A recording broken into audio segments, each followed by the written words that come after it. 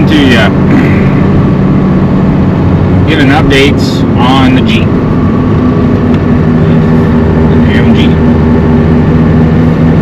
I'm at a point with it now where I need to figure out exhaust and drive lines. The rest of it's pretty well button it up and get it fired up. And while I'm looking at it, I'm laying under there looking at drive shaft angles and stuff. You know, it's a Dana 35.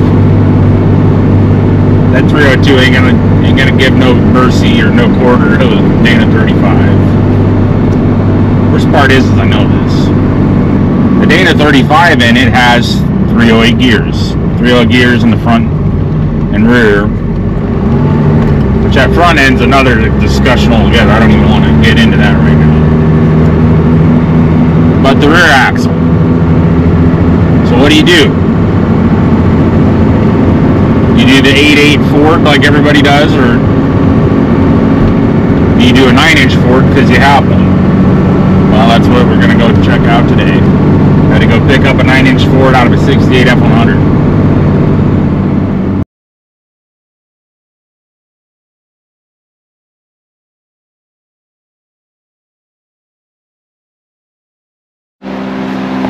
Okay, well, I was terrible about getting an update of pulling this thing out yesterday. We had a bee's nest with a dozer and it turned into a whole thing. This is the 9-inch. I just pulled the brakes and the axles out. If you've never done that, get your drums off, which if it's been sitting with the parking brake set for years like that one had, you really got to put some work into getting those off. Then you just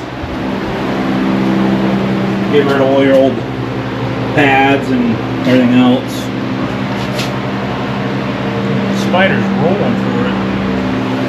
Anyways, get all your brakes off. Then the backing plates here, you just 3/4 inch nuts, knock those off, get them out. Then the backing plates and the axles pull out together. But this is it. This was out of a 68 Ford F100. I'm looking at this, and it looks like 411 to me.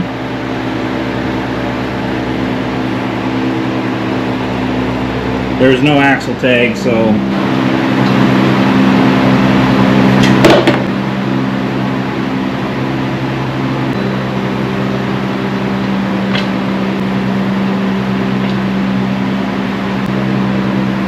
that oil does not look so nice.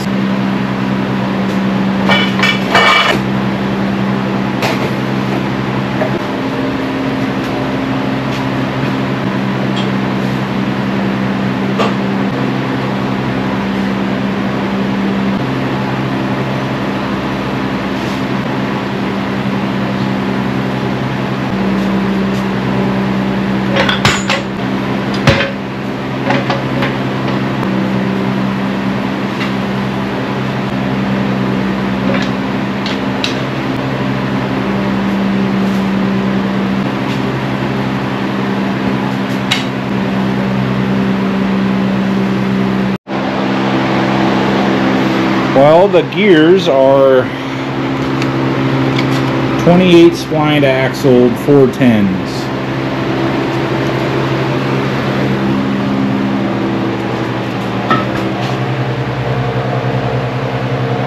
Hoses.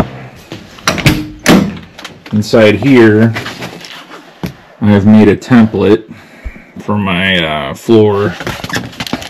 Get a light on.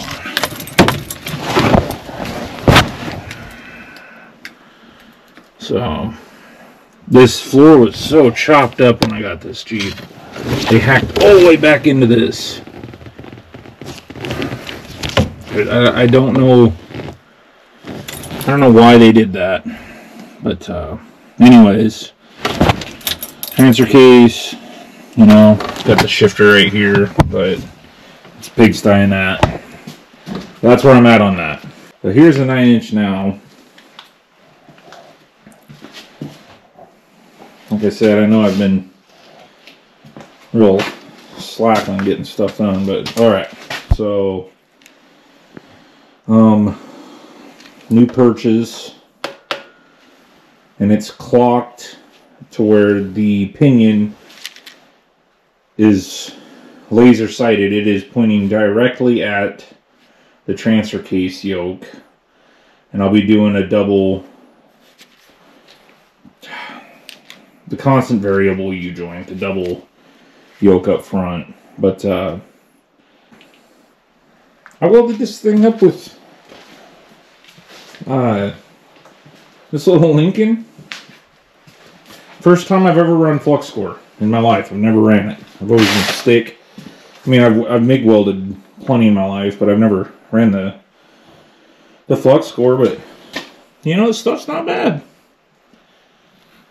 The machine, I had a couple spots that messed up because the machine was starting to cut out because it was getting too hot. Right there, that big bulbous guy. The machine started kind of pulsing like it was overheating. So I let out of it, let it cool, blah, blah, blah. But yeah, little flux core, man, it burned right in. I was impressed. I need to get a drive shaft ordered. And I'm still... Ooh, my fuel tank. I do need to update on the fuel. So, this is a 20-gallon plastic YJ tank. And I took the factory fuel sender out. And I was looking at modifying it because I needed bigger fuel lines. And so what I did was I just kind of realized that the metal that was there was just way too flimsy. And I got to looking, and I was like, man, that looks like a, you know, like medium light duty PTO cover. And it sure was. These things... That's a PTO cover off of my 205. And the PTO cover off my 205 was replaced with one off of my one of my Eatons. And I just re-drilled it and put a new gasket in there. This sump, it's not a sump, it's a straw setup that I got when I put the sump system and the FAS on my my Dodge. This was what came with it, but I didn't want to, my canopy in bed, it would have been heavy. I didn't want to lift it, so I just went the lazy way. And I, you know, when I did that deal, bought this expensive bit for the job, made one hell of a mess. But this came with a kit, just a suction straw, 1/2-inch pipe threads that come up. You got to return and you got to feed. And I had a bunch of -10 stuff, so I'm gonna run 5/8 hose, which is massive, bigger than I wanted, but I had it. I'm going to run 5/8 hose down to my first filter. Was it 10 micron? Yeah. No, sorry. 100 micron for the first filter. Then from that filter, it'll go to my pump. And then from the pump, it'll go to 10 micron, and then from the 10 micron, it will go to a return style regulator, right? And then I'll be running 3/8 return, which goes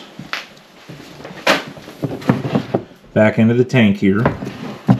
So this is return, this is suction, and then I'll just be running I say 3/8, it's, you know, -6, 3/8, whatever. But I'll be running 3/8 up to the carb. And then on the carb, I got a dual feed fuel system, fuel line up to that with the pressure gauge.